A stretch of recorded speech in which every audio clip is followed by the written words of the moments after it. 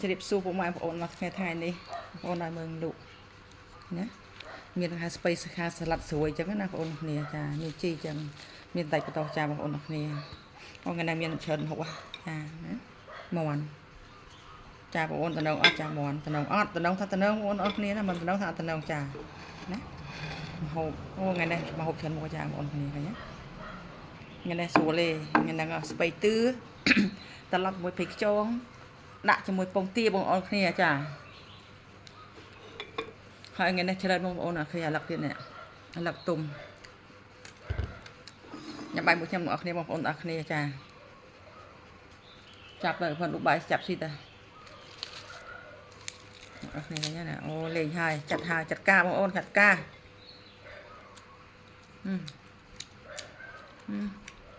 តាមាត់ដុតបងប្អូនណាមាត់ដុតងាយផុត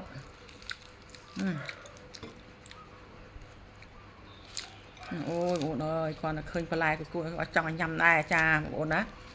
នេះបន្លែធម្មជាតិយើងបងប្អូនអរគ្នាឃើញដែរបន្តទៀតនេះជាមួយទឹកត្រីនេះឃើញបងប្អូនអរគ្នាត្រីកោះកុង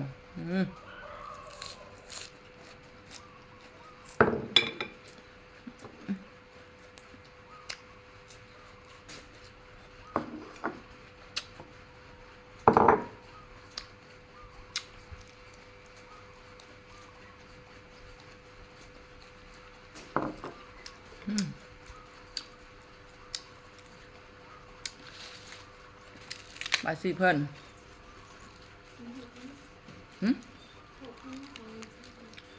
ตั้งเครียดเลย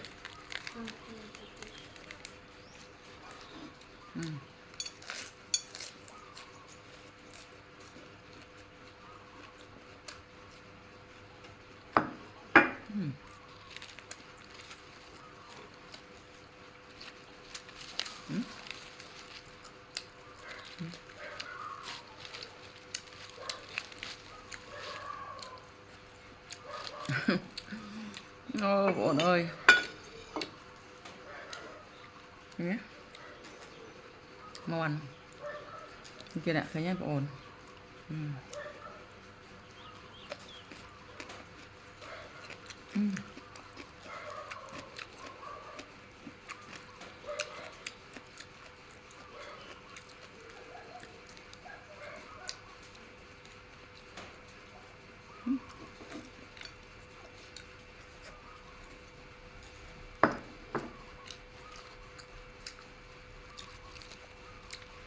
ដាក់អូនហើយញ៉ោកហ្នឹង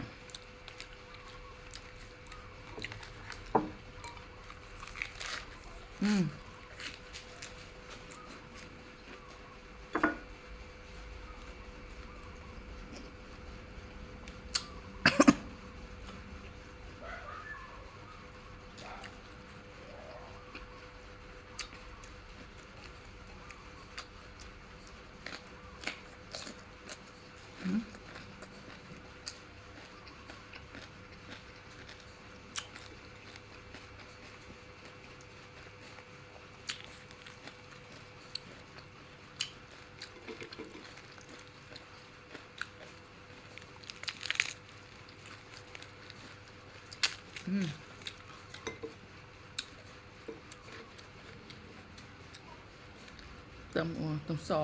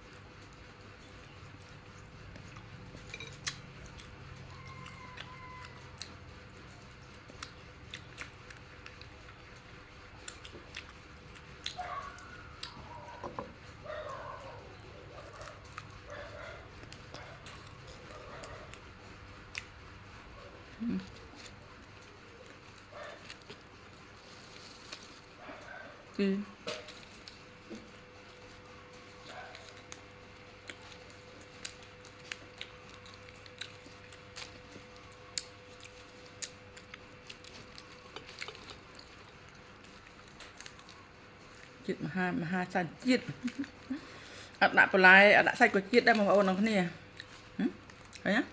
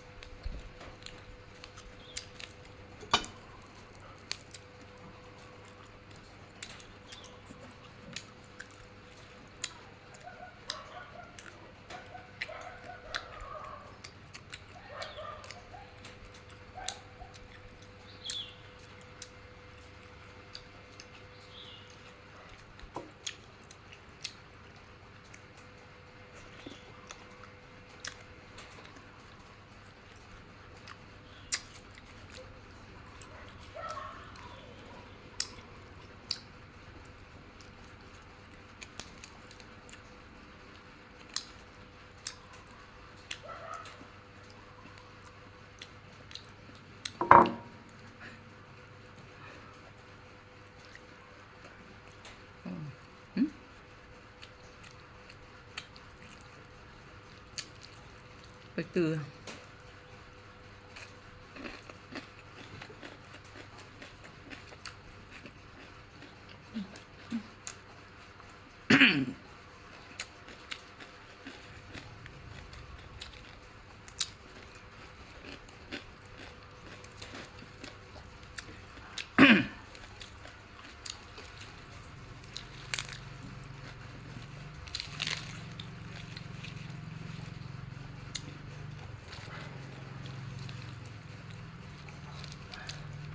เอาหน่อยดินี่ไปเงาจิตมาหาจิตสันจิตจะโมจีเจอจีนึงเวลดักมีนไหจีกระหอมหายศกต้องหาจีนึงเวลบางองค์คละหายถ่ายจีกระหอมจ้าปนสลกยังพังปุงจ้ามหายจีเนียงเวล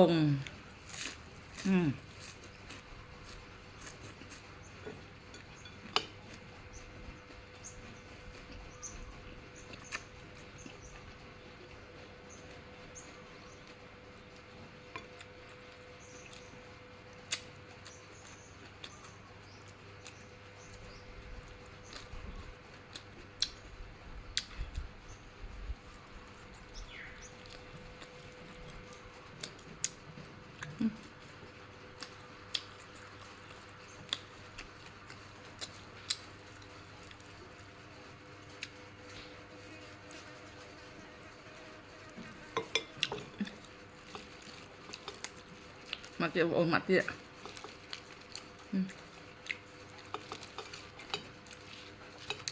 มาติดอ่ะ